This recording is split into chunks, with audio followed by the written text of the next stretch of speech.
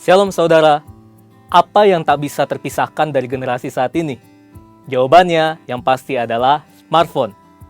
Banyak orang beranggapan kini ketinggalan dompet tak seburuk ketinggalan smartphone. Sebegitu lekatnya keterikatan dengan smartphone, tak lain karena kebutuhan akan internet yang makin membuat ketergantungan. Segala bentuk interaksi online, informasi, hiburan, bahkan transaksi jual-beli disajikan oleh layar kecil di depan matanya.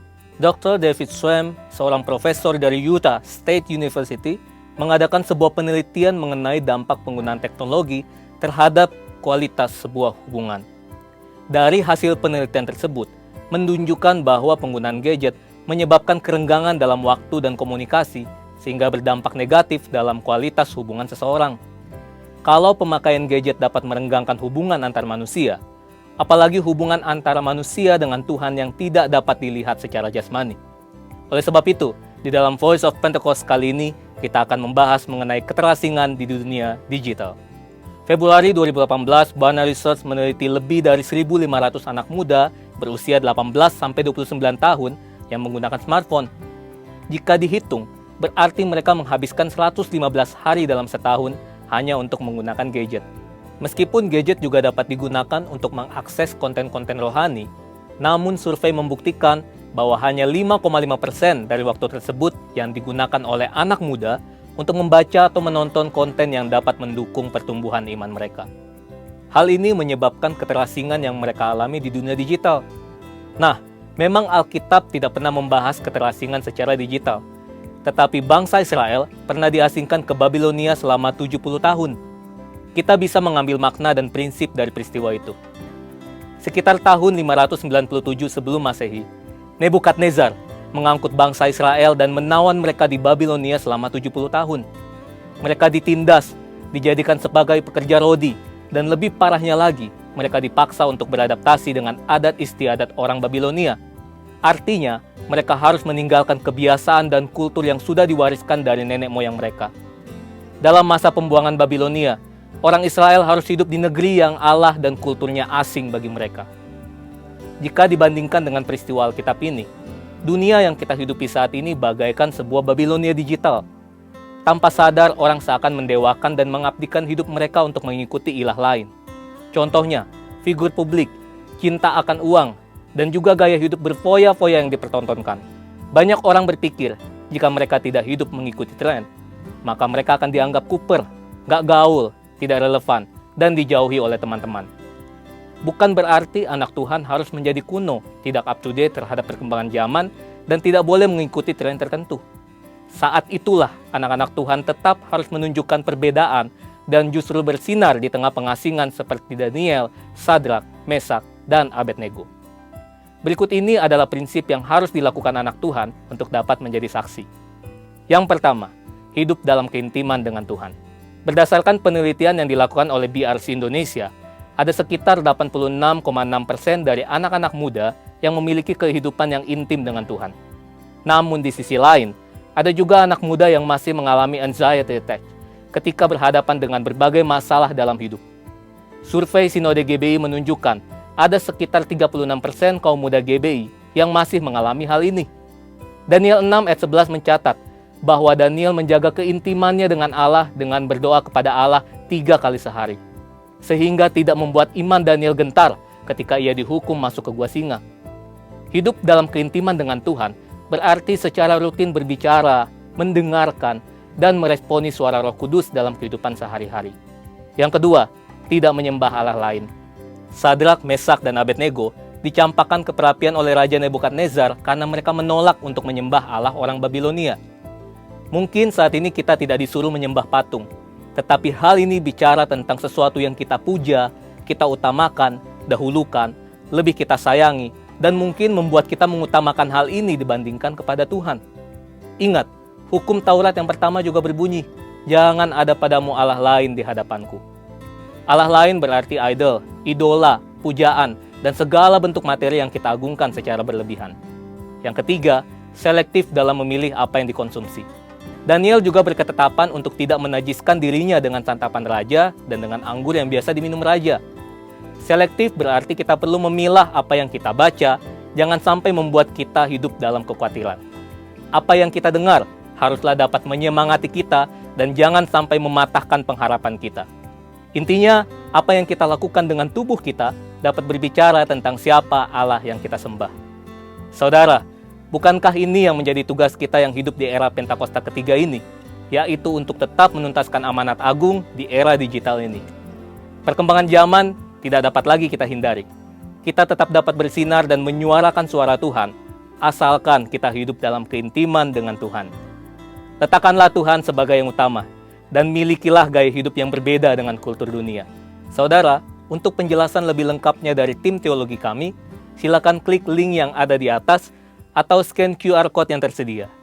Tuhan Yesus memberkati.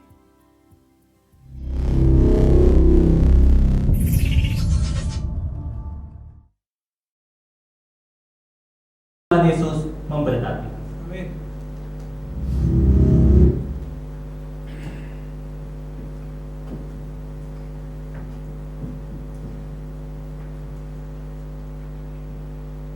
Shalom, saudara yang dikasihi Tuhan, selamat pagi. Shalom. Bagaimana kabarnya pagi hari ini? Puji Tuhan. Sebelum kita mulai ibadah, mari kita bangkit berdiri untuk mendeklarasikan Mazmur 91. Dalam lindungan Allah, orang yang duduk dalam lindungan yang maha tinggi dan bermalam dalam naungan yang maha kuasa akan berkata kepada Tuhan, tempat perlindunganku dan kuku pertahananku, Allahku yang ku percayai. Sungguh dialah yang akan melepaskan engkau dari jerat penangkap burung, dari penyakit sampar yang busuk. Dengan kepaknya ia akan melindungi engkau, di bawah sayapnya engkau akan berlindung. Kesetiaannya ialah perisai dan pagar tembok.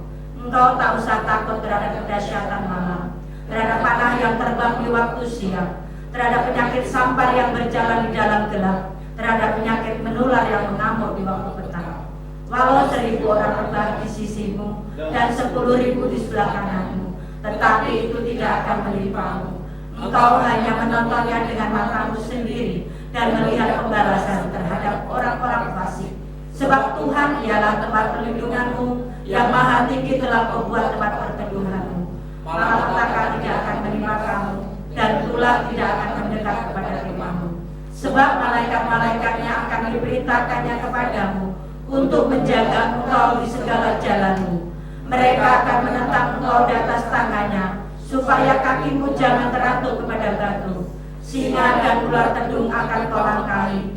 Kau akan menginjak anak singa dan ular naga. Sungguh hatinya melekat kepadaku. Maka aku akan meluputkannya. Aku akan membentenginya sebab ia mengenal namaku. Bila ia berseru padaku, aku akan menjawab. Aku akan menyertai dia dalam kesesakan. Aku akan meluputkannya dan memuliakannya. Dengan panjang umur akan kukenyangkan dia, dan akan kuperlihatkan kepadanya keselamatan daripadamu. Amin. Haleluya.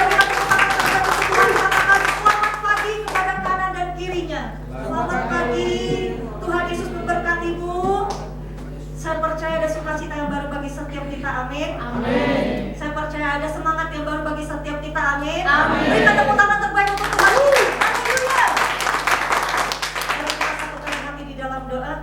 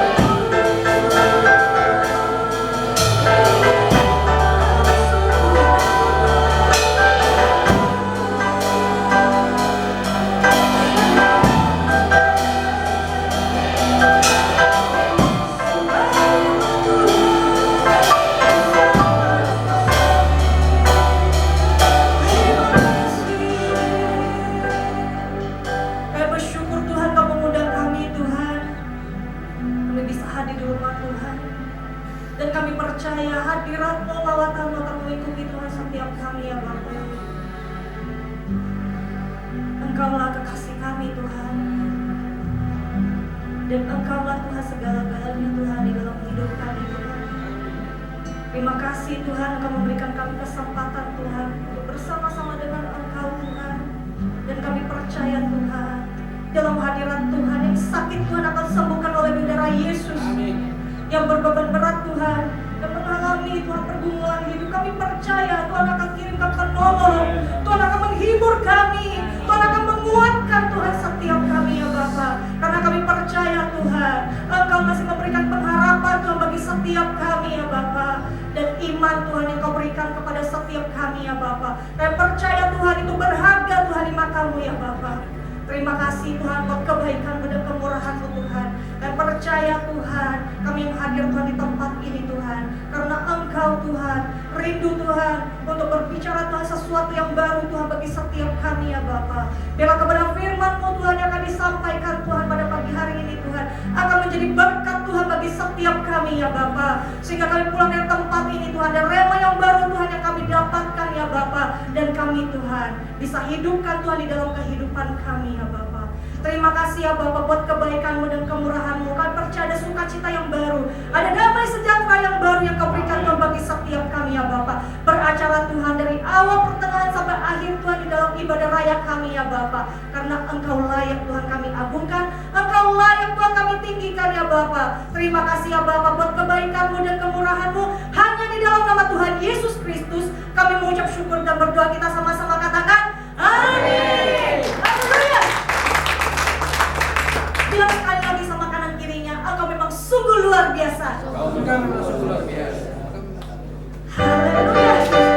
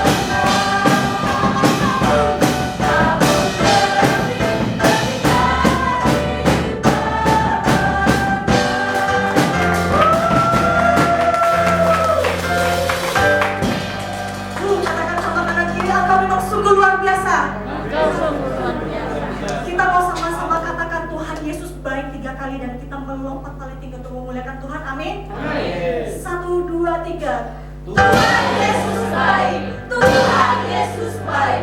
Tuhan Yesus baik.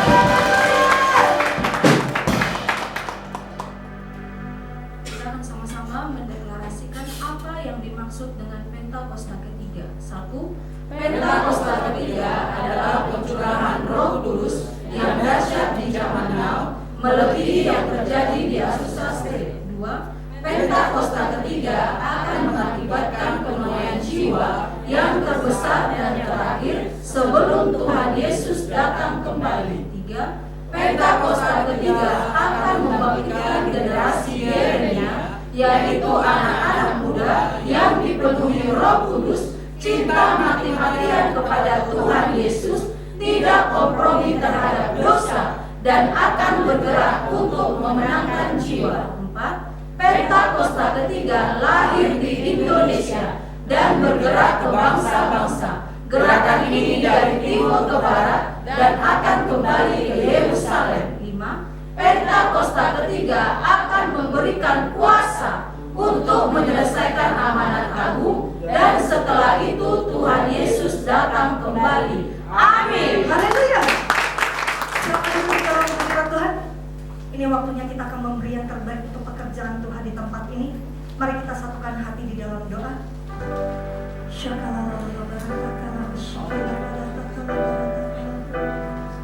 Yes, Lord.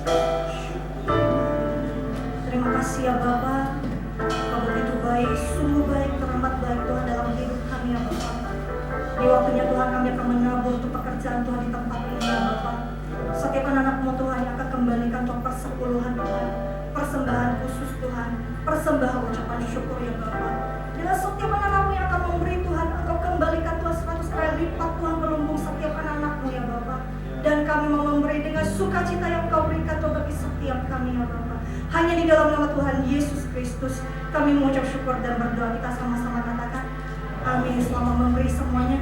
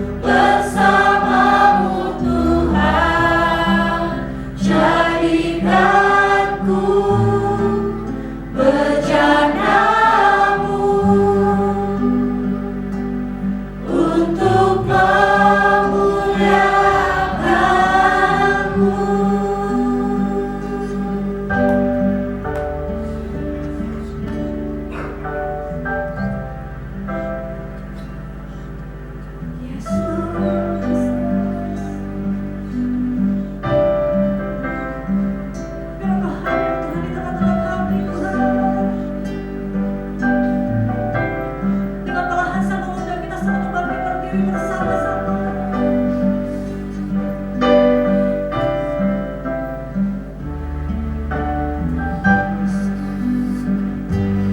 Thank you, Jesus. Jesus. Jesus. Thank you, Jesus. It's only by your grace that I will live today. Forever I will praise your name. Thank you, Jesus. Jesus. Jesus. Thank you, Jesus. It's only by your grace that I will live today. Forever I will praise your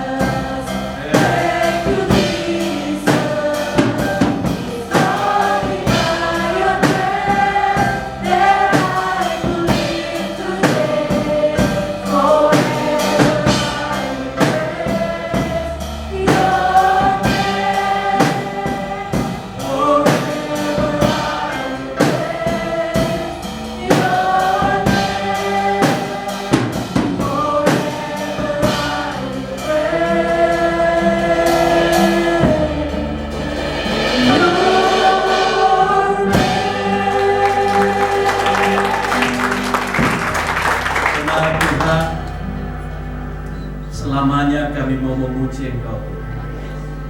Siapakah kami, namun Engkau menjadikan kami berharga. Terima kasih, itu besar kasih-Mu bagi kami. Terima kasih Bapa, terima kasih Tuhan. Lawat kami Tuhan, penuhkan kami Bapa, puaskan kami dalam hati.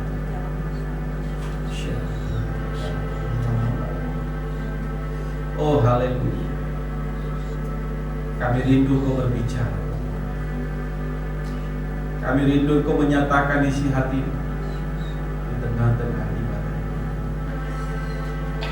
Siapakah hamba sembunyikan di belakang salib, hikmat-Mu turun, biar setiap huruf kata dan kalimat yang keluar dari bibir mulut hamba, biarlah itu atas seizin-Mu Tuhan, dan itu adalah isi hati.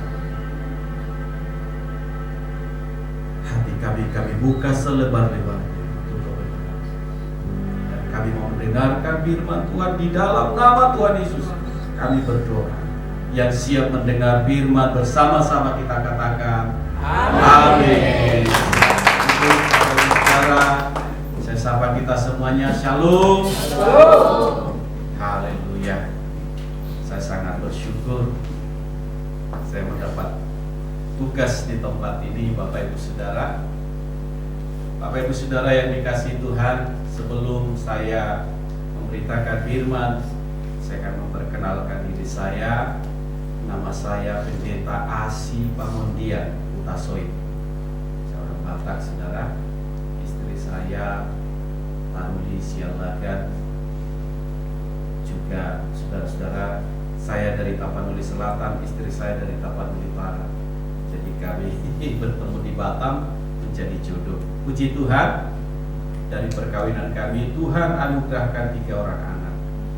Yang satu saat ini sedang menyelesaikan skripsinya di Jakarta di Universitas Pelita Harapan, dan yang satu baru diterima di UNRI. Dia bercita-cita mau jadi dokter. Dia kemarin ikut seleksi perguruan tinggi negeri.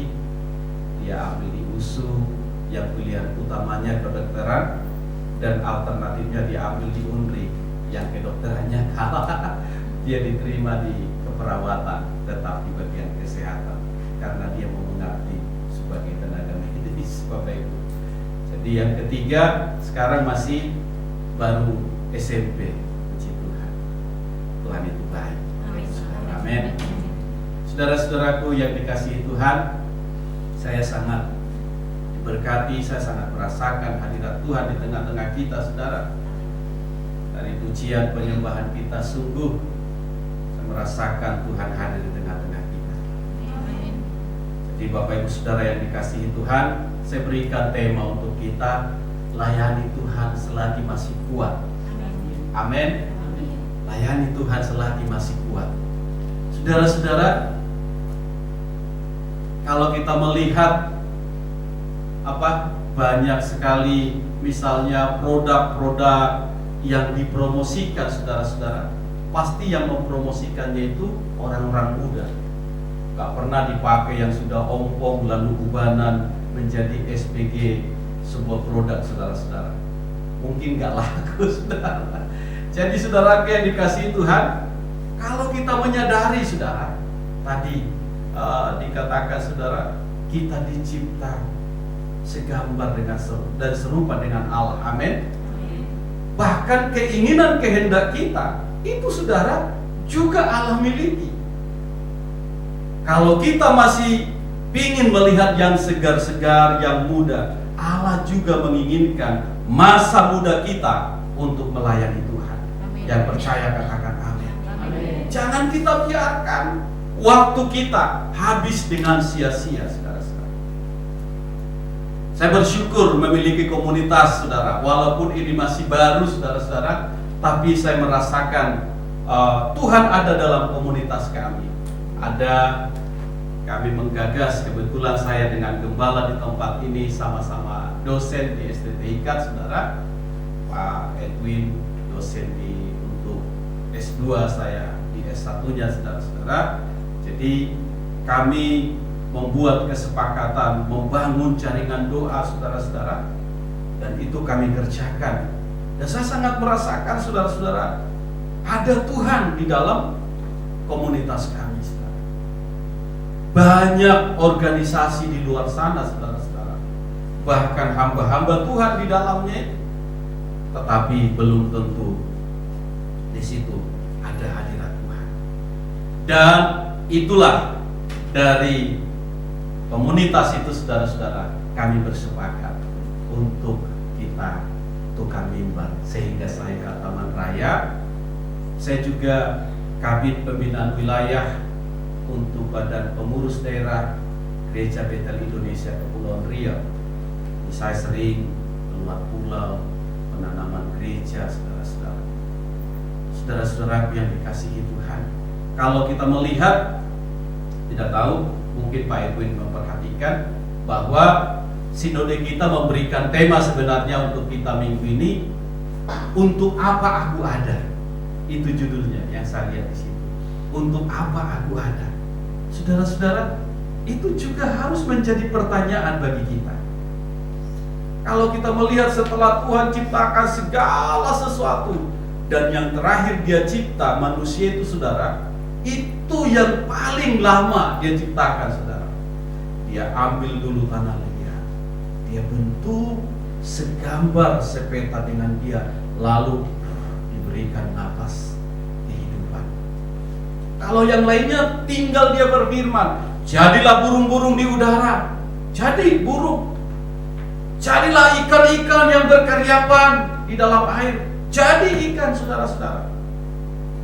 Tetapi lihat, setelah dia selesai menciptakan semua, apa yang dia katakan? Dia berkata kepada ciptaannya itu, sungguh amat baik. Jadi saudara dan saya dicipta sungguh amat baik. Jangan kita biarkan iblis merusak rancangan Allah, rencana Allah atas diri saudara dan saya. Saudaraku yang dikasihi Tuhan, layanilah Tuhan selagi masih kuat. Saya bertobat tahun 1997. Tahun 92 saya selesai SMA. 93 saya pernah melamar ke instansi pemerintah, saudara. Terus terang aja, saya dulu pernah melamar ke tentara, saudara. Jadi waktu itu saya bercita-cita ingin jadi dokter. Anak saya ternyata ingin juga jadi dokter, saudara. Saya bilang sama orang tua, ketika itu, saudara, ada spenmaru dulu ya istilahnya. Kalau ada tim yang menyeleksi di setiap sekolah-sekolah yang layak untuk ke perguruan tinggi negeri ya.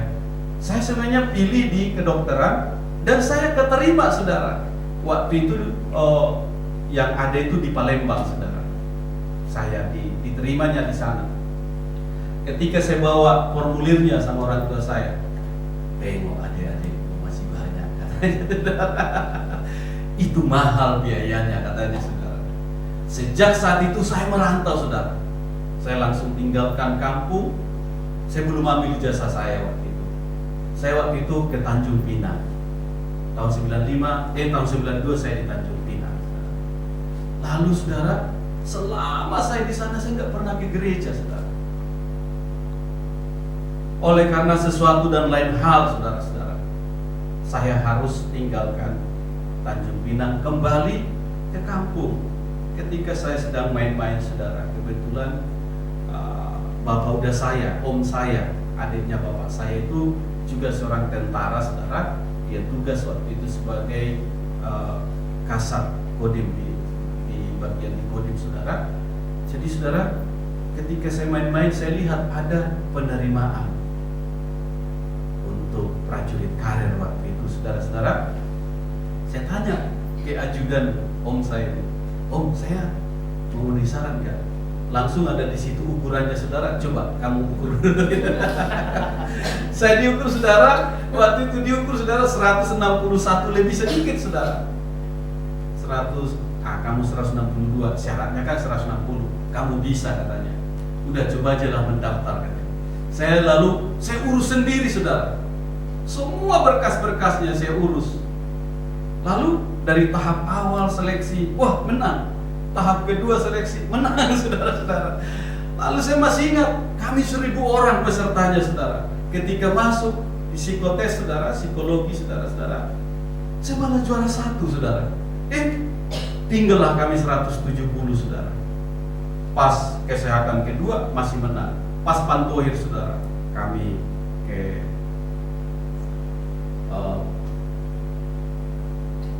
Bukit Barisan, Medan, saudara-saudara. Kodam Bukit Barisan untuk pantohir berhadapan dengan waktu itu Panglima di sana, masih Brigjen, saudara. Kami 170, yang dibutuhkan 80, saudara. Dan di urutan 170 itu saya juara 2. Juara 2. Lalu saudara yang dikasihi Tuhan, lalu Panglima dikatakan seperti itu. Saudara-saudara, Anda telah layak menjadi prajurit Tentara Nasional Indonesia. Tapi berhubung markas besar atau pusat memberikan kuota untuk kita hanya 80 orang, jadi di antara saudara-saudara harus ada yang pulang. Lalu kami dibagi amplop, saudara. Yang amplopnya kosong, saudara-saudara, itu berarti gagal.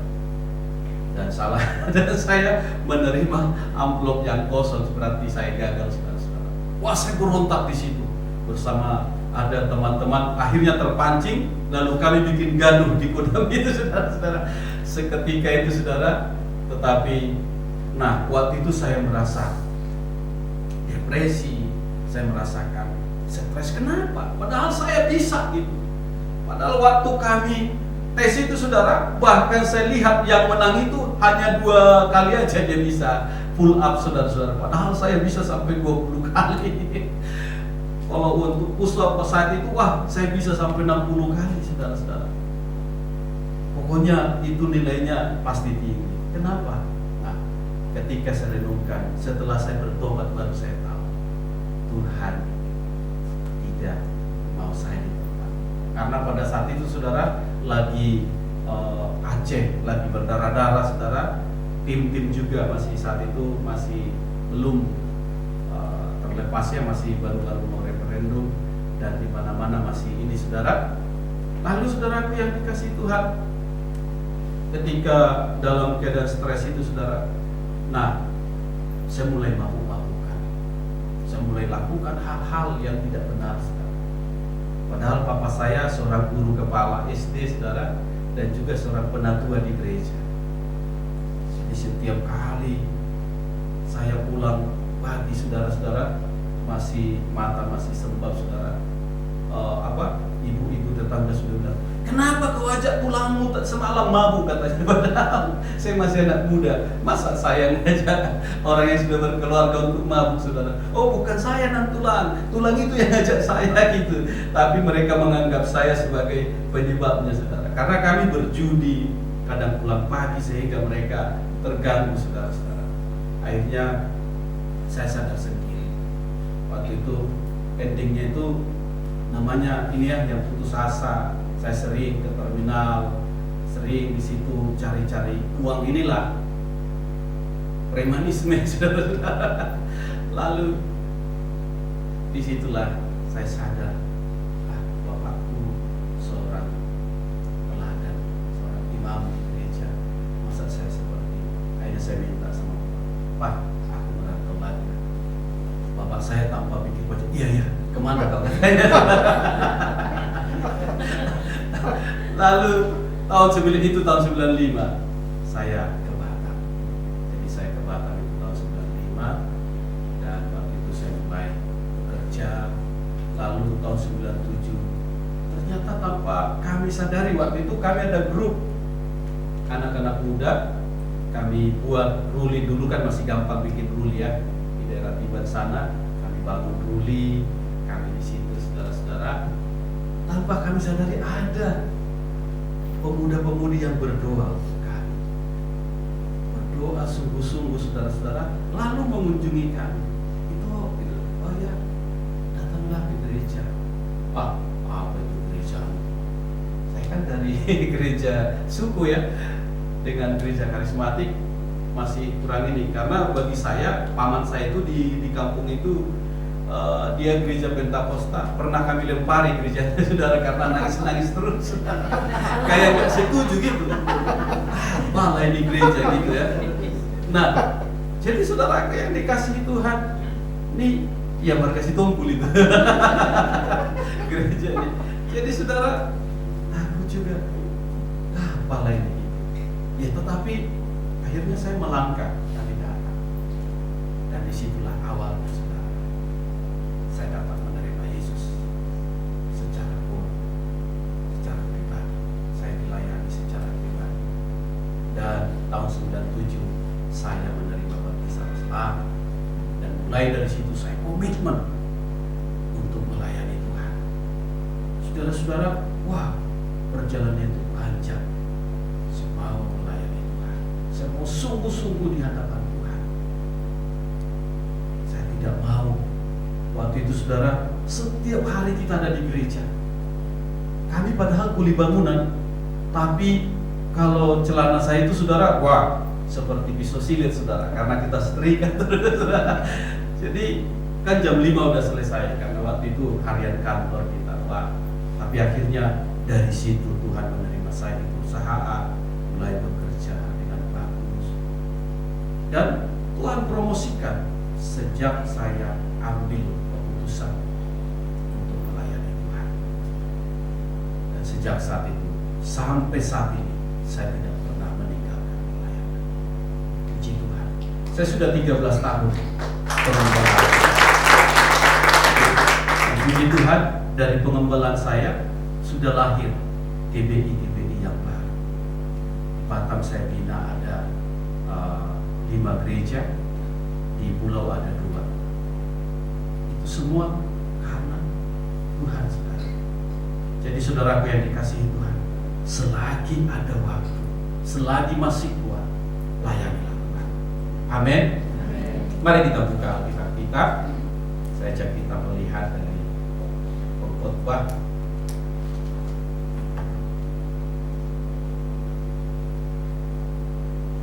pasalnya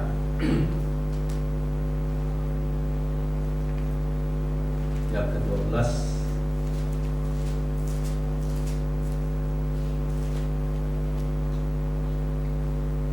Kita lihat Bapak Ibu Saudara, kita baca ayat pertama saja. Pengkhotbah pasalnya yang ke-12 ayat yang pertama saja. Boleh kita bangkit berdiri, kita hormati firman Tuhan, kita baca bersama-sama. 3, 2, ya. Ingatlah akan penciptamu pada masa mudamu, sebelum tiba hari-hari yang malang dan mendekat tahun-tahun yang kau katakan, tak ada kesenangan bagiku di dalamnya. Amin. Silakan duduk. Bapak Ibu Saudara, saya akan baca dari Alkitab Kabar Baik, dikatakan demikian saudara. Oleh itu, ingatlah pencipta kamu semasa kamu masih muda, sebelum masa sengsara tiba, dan kamu berkata, aku tidak menikmati hidup. Saudara-saudara, memang kalau kita perhatikan, Alkitab kita ini sudah beberapa kali di-translate ya. Jadi kita harus mencari referensi-referensi lain supaya kita lebih memahami saudara-saudara. Saudaraku, dikatakan kalau kita melihat di ayat sebelumnya dari Pengkhotbah pasal 11, saudara-saudara, ayat yang ke-9 dan 10 dikatakan demikian. Bersukarialah hai pemuda dalam kemudaanmu, biarlah hatimu bersuka pada masa mudamu, dan turutilah keinginan hatimu dan pandangan matamu. Tetapi ketahuilah bahwa karena segala hal ini Allah akan membawa engkau ke pengadilan. Buanglah kesedihan dari hatimu dan jauhkanlah penderitaan dari tubuhmu, karena kemudaan dan fajar hidup adalah kesia-sia. Saudara yang dikasihi Tuhan, kita tahu siapa penulis pengkhotbah ini adalah Raja Salomo, saudara-saudara. Salomo yang begitu Tuhan karuniakan hikmat, dan juga bukan hanya itu saja, Tuhan berikan kekayaan, Tuhan berikan saudara-saudara tahta, kehormatan, kemuliaan. Bahkan semua raja-raja di sekitarnya takut kepada Salomo. Kalau kita melihat saudara, sampai istrinya 700, gundiknya 300, saudara-saudara. Itu yang sering kita ingat dari seorang Salomo. Kenapa sampai banyak istrinya, saudara? Karena setiap raja-raja di sekitar dia akan menghadiahi Salomo anaknya yang paling cantik, saudara-saudara, supaya dia menjadi sekutu dan disegani. Tetapi bukan itu yang mau kita lihat. Raja Salomo yang begitu tersohor itu akhirnya berkata, hati-hati bahwa akibat dari semuanya itu ada, saudara-saudara. Artinya apa yang dia tekankan di sini, saudara-saudara, bahwa pada akhirnya ternyata kita akan menghadap Tuhan. Dikatakan dari bahasa Alkitab Kabar Baik ini, hai orang muda, nikmatilah masa muda kamu, bergembiralah ketika kamu masih muda, lakukanlah kehendak kamu dan ikutilah keinginan hati kamu. Tetapi ingatlah bahwa Allah akan mengadili segala perbuatan kamu. Jangan biarkan apa-apa mengkhawatirkan kamu ataupun menyakitkan kamu. Kamu tidak selamanya muda. Jadi saudara-saudara, ini yang dia ingatkan. Tidak selamanya kita muda. Amin. Kita akan tua, saudara-saudara. Kita akan semakin menurun, semakin lemah. Makanya Raja Salomo mengingatkan, ingat penciptamu pada masa mudamu. Selagi kita kuat, ingatlah pencipta. Layanilah dia. karena dialah kita ada. Dan yang terpenting bahwa ada janji Tuhan, yaitu kehidupan selama-lamanya. Amin. Saudara, kita sangat penting untuk merenungkan hidup kita, saudara-saudara. Saya juga membaca, saudara, tema dari GB tidak jauh-jauh beda, saudara. Kalau kita hubungkan, saudara-saudara, bahwa kita tahu seperti yang saya katakan tadi, bahwa kita hidup sebagai penyembah. Buta hidupku adalah penyembahan. Kita hidup untuk penyembahan.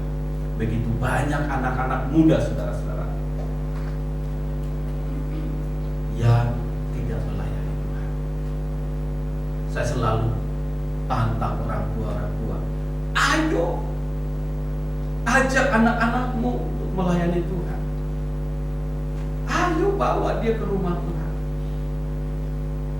Saudara, saya memasuki 14 tahun ini pelayanan di saudara. Tentu saja dari sekolah minggu tadinya sudah kita ajari, sekarang kan sudah ada yang dewasa, saudara. Jadi saya sudah melihat bahwa mereka yang tidak sungguh-sungguh di dalam Tuhan, saudara-saudara, tidak karuan hidupnya. Ada yang masih SMP sudah merokok, masih SMP sudah melakukan pergaulan yang tidak benar, saudara-saudara.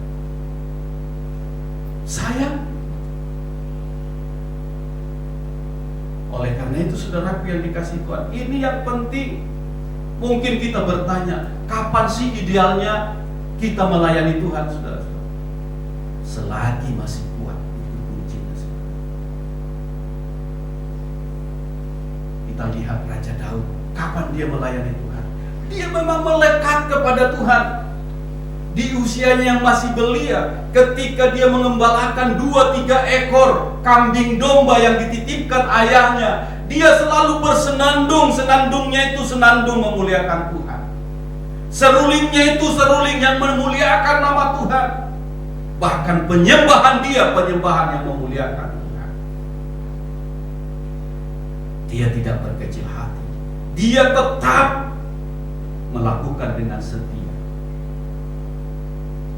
Saudara, kuncinya setelah dia raja, dia ingat Tuhan. Itu yang penting, saudara-saudara.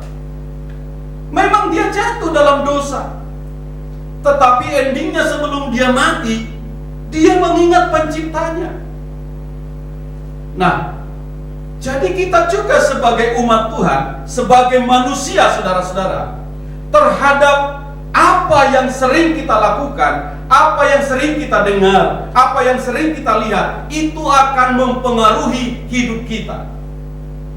Rasul Paulus katakan kepada jemaat di Roma, janganlah kamu menjadi serupa dengan dunia ini. Bahkan dia katakan, persembahkanlah tubuhmu sebagai korban yang hidup, berkenan kepada Tuhan. Jadi saudaraku yang dikasihi Tuhan, itu yang Tuhan inginkan. Kita tidak tahu apa yang terjadi kemudian. Berapa waktu yang lalu ketika saya buka-buka Facebook, saudara, saya melihat, saudara, ada teman yang memosting bahwa ajal itu tidak tahu kapan waktunya. Saudara-saudara, saya melihat dari mulai orang yang masih muda, yang masih balita, remaja, anak muda sampai ke orang tua, bagaimana ajal menjemput mereka. Entah dari mana dia dapat cuplikan itu, saudara. Ada orang yang sedang selesai menikah, sudah diberkati pendeta, masih di hadapan orang banyak tumbang. Ada seorang olahragawan, dia sedang mengangkat barbel, saudara-saudara, dia lepaskan, tumbang, mati. Ada orang yang sedang terjun, saudara-saudara, sedang menikmati kebahagiaan, wah, lupa dia bernapas, mati, saudara. Banyak sekali, saudara. Banyak sekali, saudara. Bagaimana ajal itu menjemput, saudara-saudara. Tidak pandang usia. Jadi saudaraku yang dikasihi Tuhan, mari kita selagi masih kuat, mari kita layani Tuhan. Ayat 2 dikatakan demikian. Sebelum matahari dan terang, bulan dan bintang-bintang menjadi gelap, dan awan-awan datang kembali sesudah hujan. Kalau saya baca dari Alkitab Kabar Baik, dikatakan seperti ini, saudara. Ini yang membuat saya ternyata pengertiannya ada di sini, saudara. Dikatakan kalau di ayat 2 ini, sebelum matahari dan terang, bulan dan bintang-bintang menjadi gelap, dan awan-awan datang kembali sesudah hujan. Dikatakan di sini, pada masa itu mata kamu tidak lagi terang, sehingga cahaya matahari, bulan dan bintang menjadi pudar. Kesusahan bagaikan awan mendung akan membayangi kamu. Saudara, bahkan Raja Salomo mengatakan, tentu itu dia alami ya. Setelah mungkin waktu masa mudanya masih gagah, ketika dia memakai kereta kuda, ketika dia memakai baju cirah. Tetapi setelah tua, mata mulai sudah pudar. Coba kalau masih muda, saudara-saudara, kita pakai mata kita untuk memuliakan Tuhan. Coba kalau kita masih muda, kita pakai kaki kita untuk melangkah mencari jiwa-jiwa. Saudara-saudara, Tuhan inginkan itu, saudara. Tuhan menginginkan saudara dan saya. Makanya saya katakan tadi, ketika diciptakan saudara, sungguh amat baik. Dia puji ciptaannya sendiri, saudara-saudara. Jadi saudara dan saya ketika direnda di dalam rahim ibu kita, saudara, tangan Tuhan merenda membentuk seperti apapun kita saat ini jadinya, saudara-saudara. Saudara dan saya unik di hadapan Tuhan. Sekian miliar manusia, ada enggak yang sama persis? Enggak ada, saudara. Itulah kehebatan Tuhan. Dan saudara dan saya sangat baik di hadapan Tuhan. Dan Tuhan menginginkan kita, ciptaannya itu untuk memuliakan Dia. Gunung-gunung bertepuk tangan. Jadi semua harus memuji Tuhan. Alam juga, tadi pujian kita di gereja kami katakan, alam semesta menyanyikan. Semua harus memuliakan Tuhan. Kita juga, saudara-saudara. Kecuali kita tidak percaya Tuhan lagi, saudara. Kita harus menyerukan nama Tuhan senantiasa dalam hidup kita. Ayat 3 dikatakan demikian, saudara.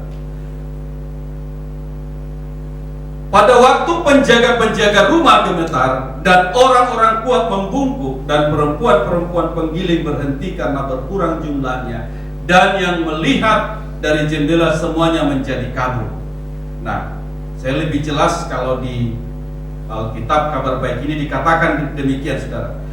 Lengan yang telah melindungi kamu akan gemetar. Kaki kamu yang kuat akan menjadi lemah.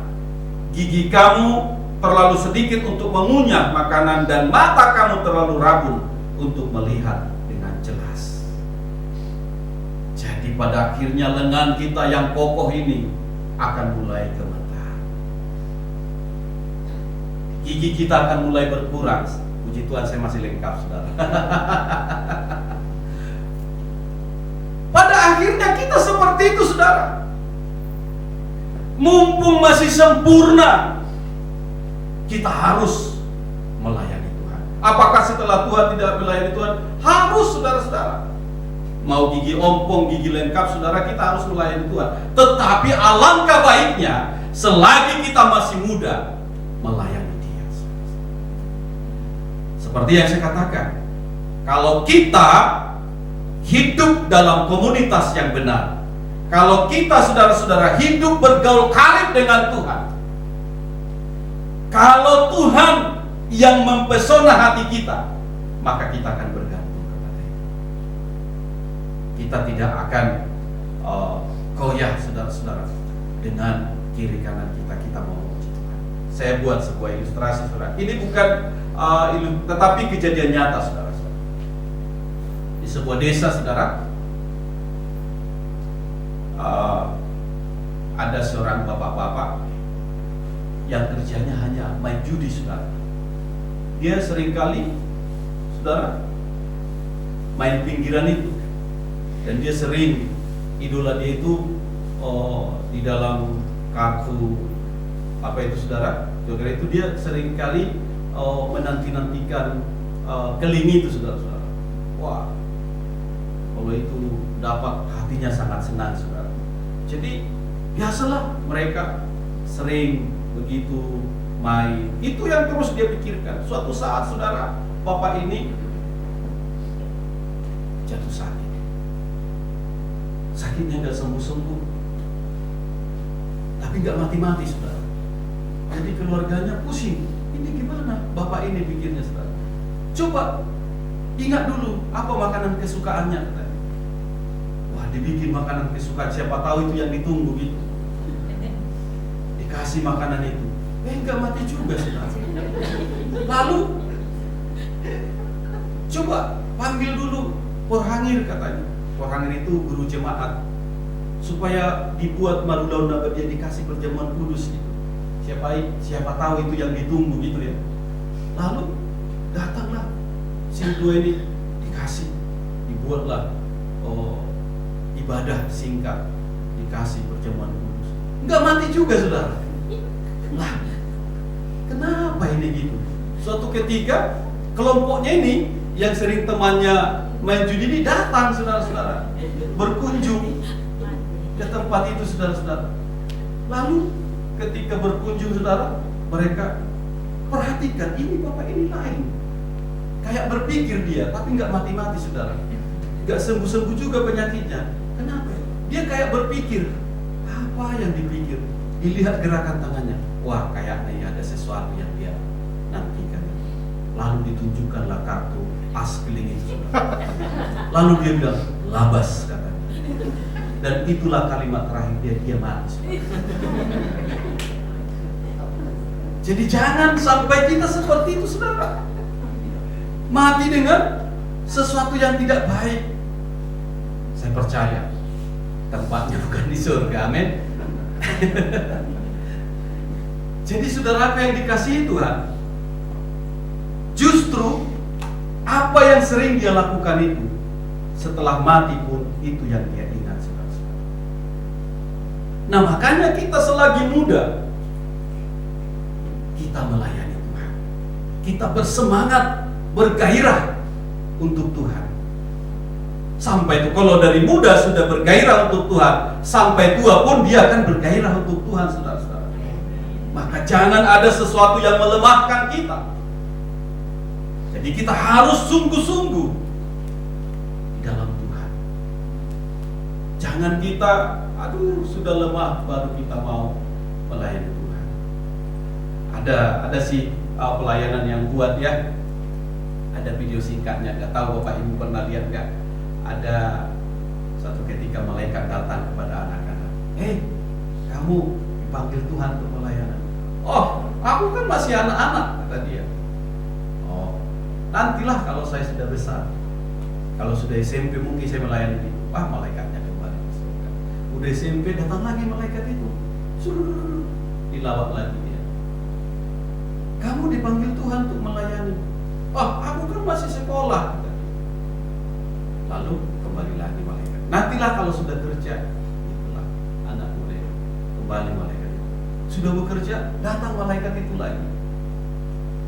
Aku kan sibuk. Malaikat itu tanya lagi, Tuhan memanggil kamu untuk melayani. Aku sibuk. Aku kan masih ini. Nantilah kalau sudah berkeluarga. Banyak anak saja, saudara.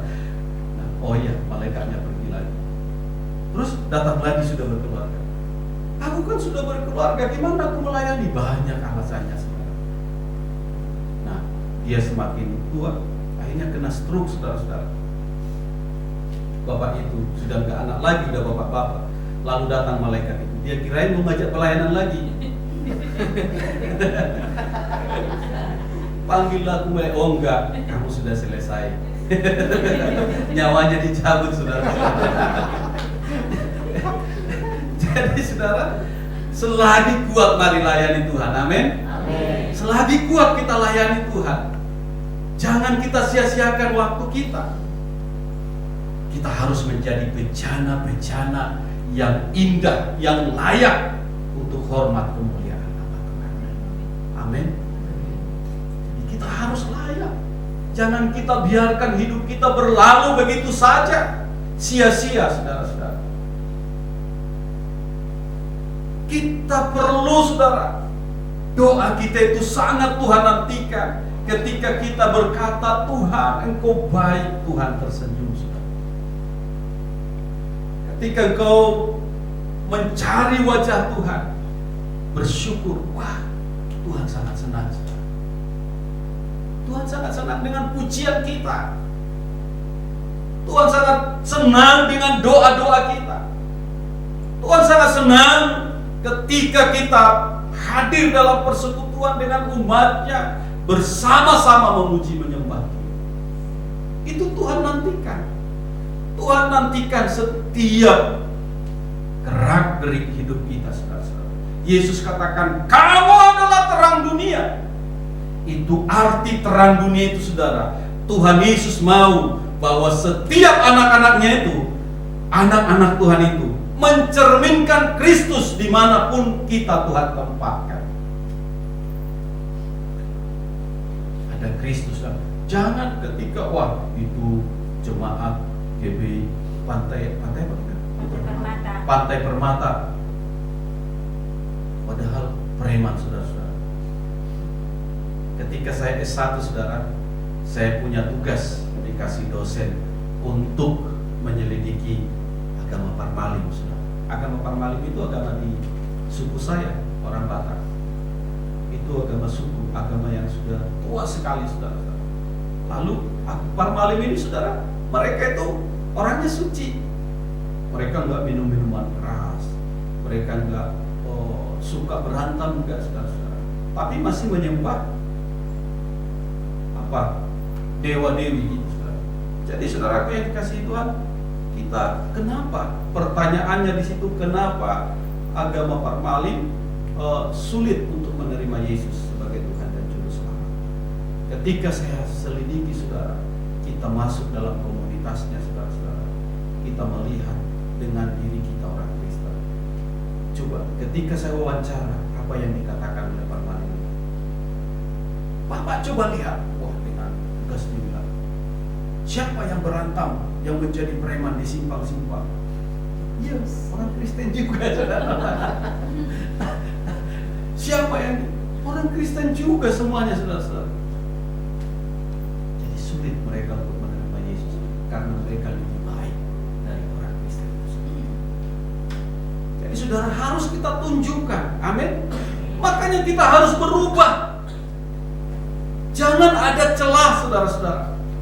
Kita harus berubah. Kapan itu dimulai? Makanya ketika kita sudah mengenal Yesus, jangan lepaskan lagi. Karena itu sesuatu yang sangat berharga. Amin. Jadi, saudara, lalu saya buat laporan saya. Ternyata itu yang menjadi penyebabnya.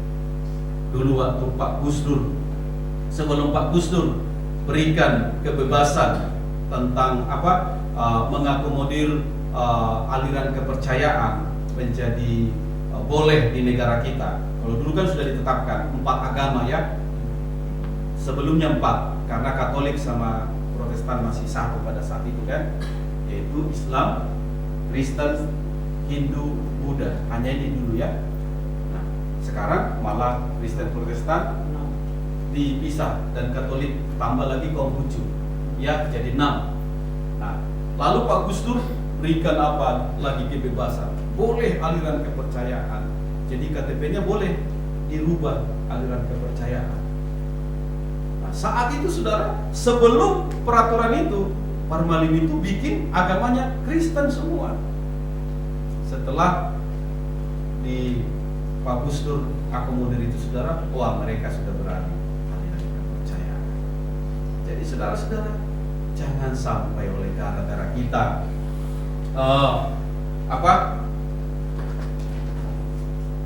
kita menjadi batu sandungan, tetapi biarlah kita menjadi terang. Amin. Saudara-saudara, layani Tuhan selagi masih kuat. Kita lihat Di ayat berikutnya dikatakan, dan pintu-pintu di tepi jalan tertutup, dan bunyi penggilingan menjadi lemah, dan suara menjadi seperti kicauan burung, dan semua penyanyi perempuan tunduk. Saudara, saya akan baca di bahasa di terjemahan lain dikatakan demikian. Telinga kamu akan menjadi pekak, sehingga kamu tidak dapat mendengar keriuhan di jalan raya. Kamu tidak akan dapat mendengar bunyi orang mengisar di kilang atau bunyi musik. Tidur kamu tidak nyenyak lagi, kamu terjaga setiap kali burung berkicau. Saudara-saudara, kalau sudah tanda-tanda penuhan ini yang Salomo rasakan juga, saudara-saudara. Jangan setelah itu kita baru mulai mendedikasikan diri untuk Tuhan. Ayat 5 dikatakan, juga orang menjadi takut tinggi, dan ketakutan ada di jalan. Pohon badam berbunga, belalang menyeret dirinya dengan susah payah, dan nafsu makan tak dapat dibangkitkan lagi, karena manusia pergi ke rumahnya yang kekal, dan peratap-peratap berkeliaran di jalan. Di bahasa di Alkitab Kabar Baik dikatakan demikian, kamu akan takut mendaki tempat yang tinggi, dan kamu harus berjalan dengan hati-hati. Rambut kamu akan beruban, kaki kamu akan kamu seret waktu berjalan, dan segala hasrat dan keinginan hilang. Kita menuju ke tempat tinggal kita yang terakhir. Lalu orang menangis di sepanjang jalan. Pada akhirnya kita semua akan mengalami itu, saudara. Semakin lemah, ketika tambah umur kita, panjang umurnya, padahal kita sudah semakin berkurang kesempatannya, saudara-saudara. Ya, kita harus bersyukur Tuhan anugerahkan umur itu, amin. Tapi layanilah Tuhan. Jangan biarkan hari-harimu berlalu begitu saja. Layani Tuhan, saudara-saudara. Di ayat 6 dikatakan, sebelum rantai perak diputuskan dan pelita emas dipecahkan, sebelum tempayan dihancurkan dekat mata air dan roda timba dirusakkan di atas sumur. Di sini dikatakan, saudara, rantai perak akan putus dan lampu emas jatuh dan pecah, tali timba diperigi putus dan kendi hancur berkecamuk. Lalu di ayat 7 dikatakan, dan debu kembali menjadi tanah seperti semula, dan roh kembali kepada Allah yang mengaruniakannya. Tubuh kita akan menjadi debu di bumi, napas kehidupan kita akan kembali kepada Allah yang memberikannya kepada kita. Ayat 8 boleh kita baca bersama-sama. 3, 2, ya. Kesia-siaan atas kesia-siaan, kata pengkhotbah, segala sesuatu adalah sia-sia. Makanya saudara-saudara, sekarang kita masih handsome, masih cantik. Saudara-saudara, mari kita gunakan untuk melayani Tuhan. Jangan biarkan saudara-saudara sudah mulai keribut, belum juga melayani Tuhan. Sudah mulai ompong, belum juga melayani Tuhan. Ayo, seperti apa sih melayani Tuhan? Banyak hal yang dapat kita lakukan untuk melayani Tuhan. Banyak hal yang dapat. Mungkin kita tidak bisa berdiri di tempat ini seperti UL kita tadi, saudara-saudara. Tetapi Anda bisa menjadi pendoa. Tetapi Anda bisa juga memuliakan Tuhan, melayani Tuhan lewat harta dan kekayaan kita, saudara-saudara. Kenapa kita harus melayani? Mari kita baca dulu sebentar dari Wahyu pasal 14 ayat 13.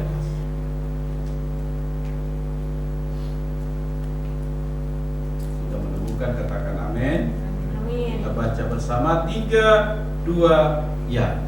Dan aku mendengar suara dari surga berkata, tuliskan, berbahagialah orang-orang mati yang mati dalam Tuhan sejak sekarang ini. Sungguh, kata Roh, supaya mereka boleh beristirahat dari jerih lelah mereka, karena segala perbuatan mereka menyertai mereka. Amin. Amin. Amin. Perbuatan mereka menyertai mereka. Apa perbuatan kita di bumi ini? Itu menyertai kita. Mungkin kita sering mendengar buku kitab kehidupan. Apapun yang kamu lakukan, saudara, tercatat dalam kitab kehidupan. Jadi tidak ada nanti, saudara-saudara, yang menghakimi kita siapa? Perbuatan kita sendiri. Allah sudah memberikan hukum untuk kita taati. Masih ingat? orang kaya dan Lazarus itu? Jadi, saudara, semasa hidupnya orang kaya ini menikmati segala sesuatu yang terbaik. Dia makan, minum sampai kenyang. Lazarus seorang pengemis, seorang yang miskin dan sakit-sakitan. Dia duduk, saudara-saudara, menantikan remah-remah dari si orang kaya ini. Bahkan dia harus berebut dengan anjing untuk remah-remah itu, saudara-saudara. Tetapi Lazarus tetap setia dalam Tuhan. Dia tidak mencuri, dia tidak melakukan sesuatu yang tidak menyenangkan hati. Hatinya tetap connect kepada Tuhan. Dia bersyukur dan bersyukur. Suatu saat Lazarus mati, Tuhan berikan tempat yang layak. Dan kemudian orang kaya itu mati, dia ditempatkan di neraka. Lalu orang kaya ini berteriak, Tuhan, kalau boleh suruhlah Lazarus untuk mencucukkan tangannya ke air lalu menaruh di bibirku, supaya dia sembuh kehausannya, kira-kira gitu. Lalu kata Tuhan, hei kamu, ketika kau masih kaya, ketika kau masih di bumi, kau sudah menikmati segala sesuatu. Tapi Lazarus, dia tetap setia walaupun dia menderita. Lalu orang kaya itu berkata, kalau begitu suruhlah Lazarus turun lagi ke bumi, supaya dia katakan kepada istriku, kepada anak-anakku, supaya mereka dinasihati sehingga mereka tidak mengalami seperti yang saya alami. Lalu apa kata Tuhan, saudara? Kata Tuhan, tidak perlu lagi ada orang yang turun ke bumi. Aku sudah memberikan firman-Ku. Tuhan sudah memberikan firman-Nya untuk kita lakukan. Semua norma-norma hidup yang benar ada di sini, saudara. Oleh karena itu, saudaraku yang dikasihi Tuhan, semua apapun yang kita lakukan dalam hidup ini tercatat. Makanya ada firman Tuhan berkata, apa yang kamu ikat di surga, apa yang kamu ikat di bumi terikat di surga. Apa yang kamu lepas di bumi terlepas di surga. Itulah yang membuat saya di dalam hidup saya tekankan, hanya satu yang saya takutkan, jangan sampai saya kehilangan Yesus yang sangat berharga itu, yang sudah menebus saya. Banyak perkara yang sudah saya lakukan tidak berkenan di mata Tuhan. Saya tidak mau tinggal di sini. Oleh karena itu, lepaskan semua yang tidak benar dalam hidup kita, sehingga nanti Tuhan melihat sabar selain kawanku. Disinilah tempat. Mari, Bapak Ibu Saudara yang dikasihi Tuhan, hidup kita sebentar. Firman Tuhan katakan, kalau dulu siapa yang paling panjang umurnya? Metusalah ya, sampai 900 lebih ya, hampir 1000 tahun. Lalu Tuhan potong lagi. Kenapa? Kalau kita lihat di pasal 6 Kejadian itu, Tuhan melihat bumi. Lalu yang dilihat apa? Kecenderungan manusia itu berbuat dosa. Lalu dipotong menjadi 100 berapa? Saya lupa angkanya, saudara-saudara. Lalu dipotong lagi, saudara-saudara. Setelah di Pemazmur katakan umur manusia itu hanya 70 tahun saja. Kalau lebih memang sudah menjadi apa ya? Beban ya. Jadi sudah 70 tahun saja. Ada yang 80, ada yang 100. Puji Tuhan, saudara. Benar. Kalau sampai 100, tapi itu sangat singkat dibanding janji Tuhan, kehidupan selama-lamanya. Amin. Mana yang kita pilih? Hidup yang singkat 100 tahun di bumi ini. Memang kita berkelimpangan harta, tetapi saudara-saudara akan diberikan hidup selama-lamanya, tetapi dalam penyiksaan yang kekal, yang abadi. Tidak ada pengampunan. Dan apa yang akan membuat kita mendapatkan janji Tuhan itu? Kerjakan selagi kita masih ada di bumi. Saudara, selama napas masih di kandung badan, selama itulah Tuhan menginginkan kita melayani Dia. Kekristenan tidak mengenal doa-doa, wah, misalnya satu kampung berdoa, itu tidak akan menyentuh hati Tuhan, saudara-saudara. Mendoa arwah kita, tak ada itu, karena hubungan antara yang hidup dan yang mati sudah tidak ada lagi. Walaupun nanti keturunan kita mendoakan kita setelah mati, itu enggak mempengaruhi keputusan Tuhan, saudara. Karena masing-masing kita mempertanggungjawabkan seluruh perbuatan kita. Amin. Jadi saudaraku yang dikasihi Tuhan, ini yang harus kita lakukan. Boleh, bukan berarti kita tidak berdoa, tetapi itu intinya nggak ada gunanya, saudara-saudara. Makanya kalau kita berziarah, ingatlah keturunannya supaya diselamatkan, supaya diberkati. Ingat kebaikannya, supaya kebaikannya Tuhan berikan kepada kita. Bukan lagi mendoakan orang mati itu, karena itu nggak berpengaruh lagi, saudara-saudara.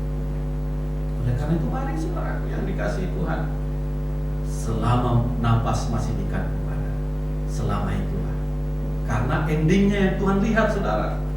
Akhir hidup kita, bukan sekarang kamu mungkin bisa melayani, tapi semakin tua, aduh, penantian semakin gak jelas.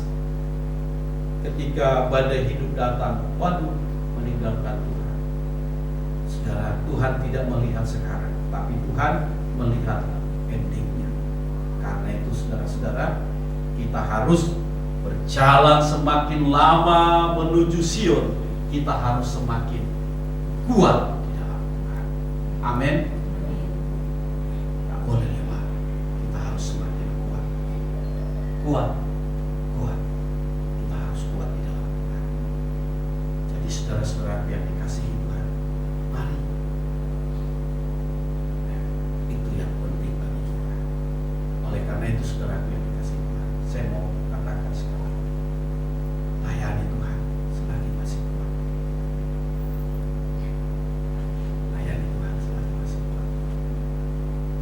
Tuhan sangat senang dengan pujian. Saudara-saudara yang dikasihi Tuhan, mengapa kita harus melayani Tuhan? Karena pada akhirnya kita akan menghadap Dia, Sang Pencipta, Sang Pemberi. Dan ketika kita sudah bertemu dengan Dia, kita didapati dalam keadaan setia, saudara-saudara. Tuhan Yesus memberikan dua contoh teladan kepada kita. Yang satu tentang 5 wanita yang bijak dan juga 5 wanita yang bodoh. Ini kedua ini saudara-saudara sama-sama orang percaya dalam ilustrasi ini. Tapi yang bijak ini yang selalu menyiapkan minyak untuk pelitanya. Ini adalah orang-orang yang terus bertekun di dalam Tuhan, yang terus membekali dirinya, yang terus membangun persekutuan dengan Tuhan. Kalau 5 yang bodoh ini, biasalah, nanti kan di sana bisa dibeli minyak. Gak tahu dia pengantinnya itu kan lama datang. Warung sudah tutup semua, kelimpungan dia yang menganggap sepele. Itu adalah orang-orang percaya yang menganggap mengikut Tuhan itu bukan sesuatu yang penting, sehingga dia tidak membangun dirinya di atas kebenaran.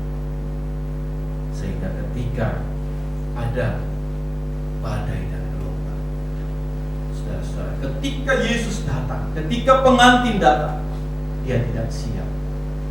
Ternyata dia masih hidup di dalam dosa. Sudah terlambat kalau mau bertobat, karena dia sudah datang, pintu sudah ditutup. Oleh karena itu saudara yang dikasihi Tuhan, selama pintu anugerah itu masih terbuka, layani Tuhan. Amin. Selagi Tuhan layani Tuhan. Tuhan Yesus memberkati.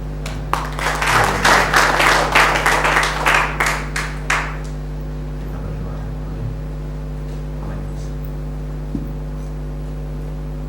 Tuhan rindu kita menjadi bejana-bejana untuk dipakai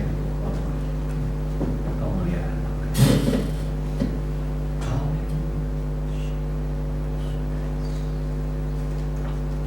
Boleh kita bangkit berdiri. Kita sama-sama naikkan pujian, bagaikan bejana.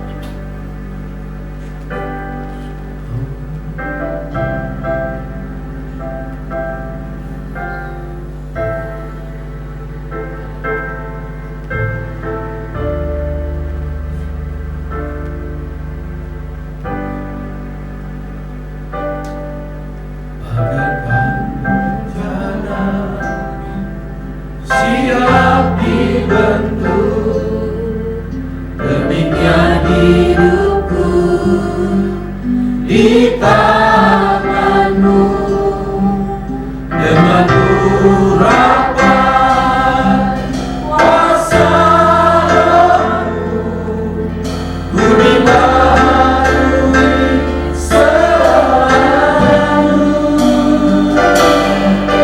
Jadikanku Allah dalam rumah-Mu, inilah hidupku di tangan-Mu. Bertugas turut kehendak-Mu, pakailah sesuai rencana-Mu.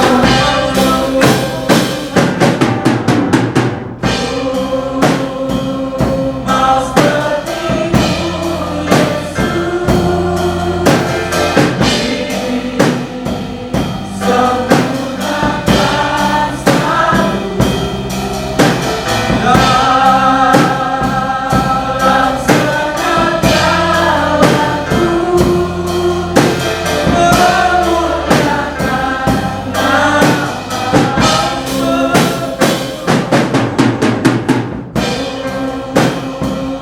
Mau seperti-Mu, Yesus, sempurnakan selalu dalam segala jalanku, memuliakan nama-Mu.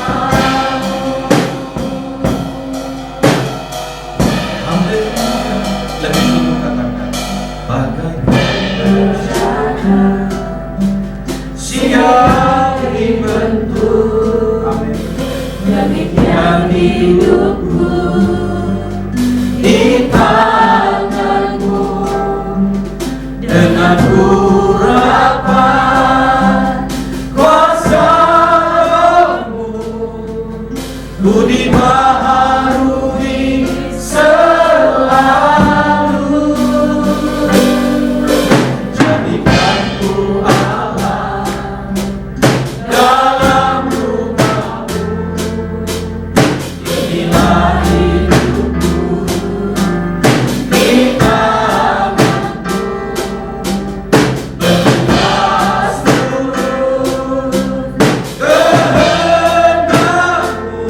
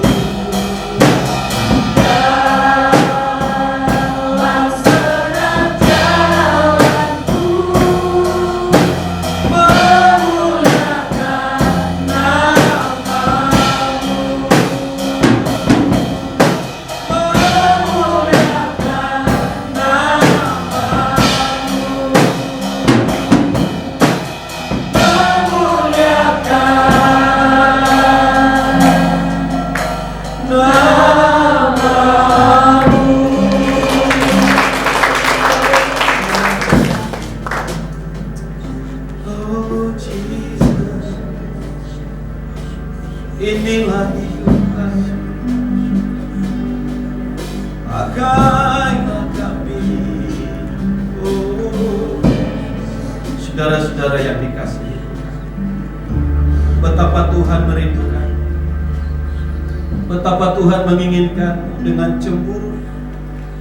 Ia inginkan engkau, Ia mau engkau. Sesungguhnya bukan perkara mudah untuk menebus, untuk merampas kita dari penghukuman kekal itu, tetapi Dia rela mati bagi saudara dan saya.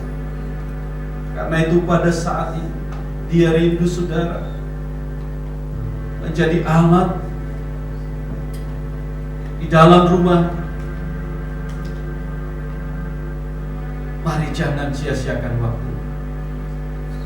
Layanilah Dia selagi engkau masih kuat, selagi engkau masih bisa, selagi engkau masih dapat berbicara, dapat melangkah, selagi engkau masih dikaruniakan harta dan kekayaan. Layanilah Tuhan, layanilah Tuhan. Jangan biarkan waktumu berlalu begitu saja, karena setiap detik, setiap waktu yang Tuhan izinkan kau hidup di sana, Tuhan meminta pertanggungjawaban atas setiap waktu yang kau nikmati. Karena itu saudara-saudara, dunia ini memang menggoda, tetapi kuatkan, teguhkan hati, percaya kepada Dia, percaya kepada Dia, maka kau akan menerima janji-janji. Terima kasih Tuhan. Hamba serahkan seluruh umatmu ini dalam tangan-Mu. Berkat melimpah atas anak-anak, keluarga-keluarga diberkati, anak-anak muda diberkati, remaja-remaja diberkati, anak-anak sekolah minggu diberkati dalam nama Yesus. Oh haleluya. Apapun keadaanmu saat ini, jikalau keadaanmu baik, oh haleluya, tetaplah bersukacita. Jikalau keadaanmu tidak baik, itu bukan rencana Tuhan atasmu. Kalau Tuhan izinkan itu terjadi, mari berserulah kembali kepada Dia. Datang bawa hidup kepada Tuhan.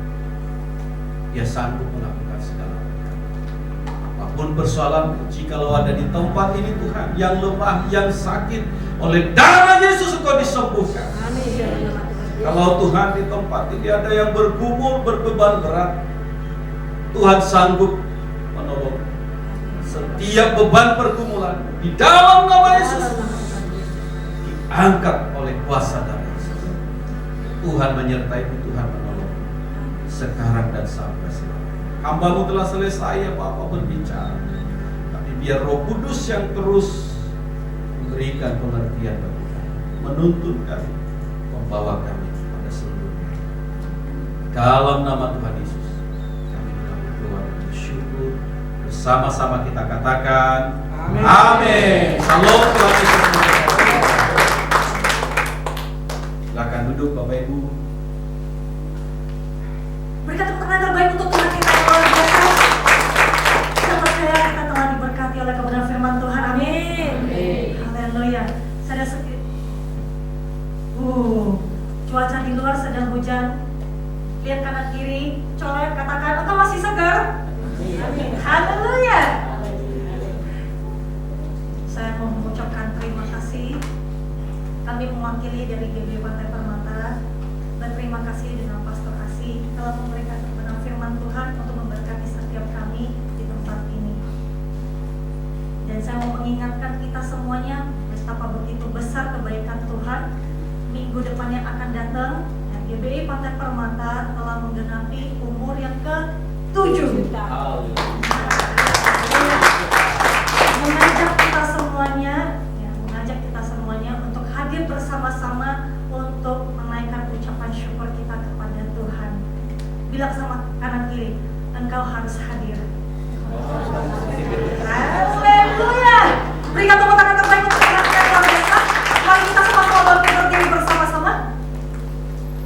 Dan saya mengundang Pastor Asih untuk menutup doa berkat.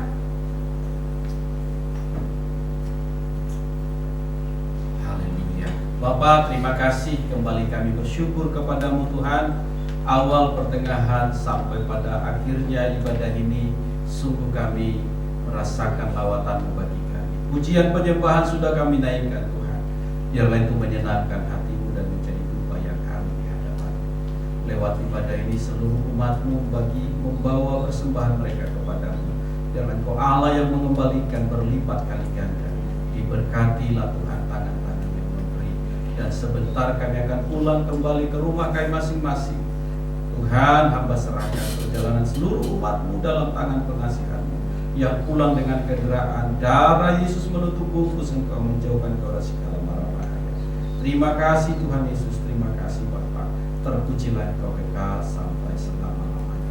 Mari kekasih-kekasih Kristus, angkatlah kedua belah tanganmu, arahkanlah hatimu kepada Tuhan, dan terimalah berkat yang tercurah atasmu. Pulanglah dengan membawa berkat rahmat dan anugerah dari Allah Bapa, cinta kasih dari Tuhan Yesus Kristus, serta persekutuan yang manis bersama Allah Roh Kudus menyertai kehidupan. Mulai hari ini, besok, bahkan sampai Maranatha, sampai Tuhan Yesus datang kembali menjemput kita di awan permai, bahkan sampai selama-lamanya. Terpujilah Engkau Allah kami.